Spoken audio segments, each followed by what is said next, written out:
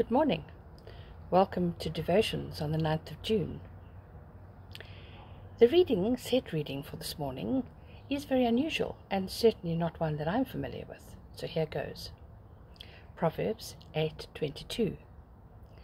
The Lord brought forth wisdom as the first of his works, before his deeds of old. It was formed ages ago, at the very beginning, when the world came to be. When there was no watery depth, wisdom was given birth. When there was no springs overflowing with water, before the mountains were settled in place, before the hills, wisdom was given birth.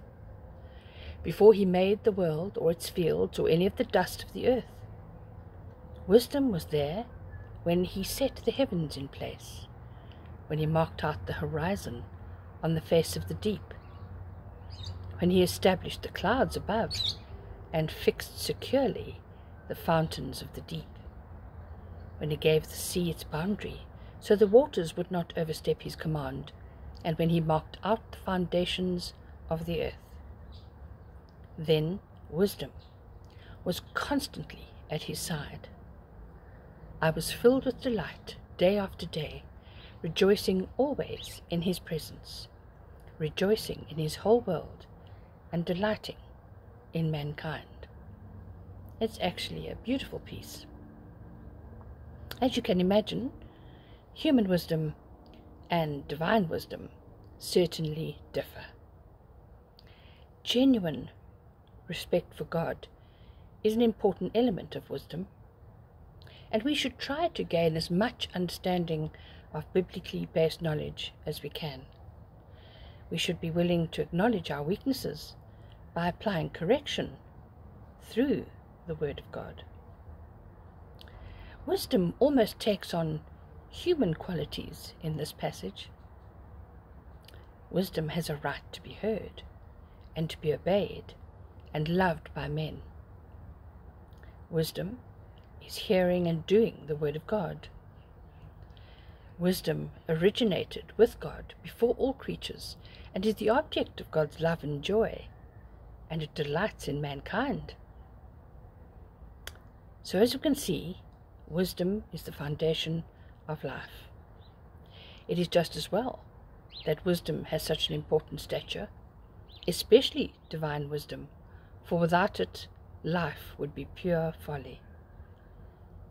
Human wisdom is an attribute worth striving for, but without divine wisdom, it has its limitations. If I think of the people I most admire, they are wise, but they are not arrogant, and their wisdom is tempered with the fruits of the Spirit. Proverbs 1:7 says, "The fear of the Lord is the beginning of knowledge, but fools despise wisdom and instruction." Fortunately, Jesus never boasted about his knowledge. He shared it. He shared his knowledge. He never kept or keeps us in the dark. He revealed his truth to everyone and continues to do so today. Come to me, all of you who are weary and carry heavy burdens. Matthew 11:28 following.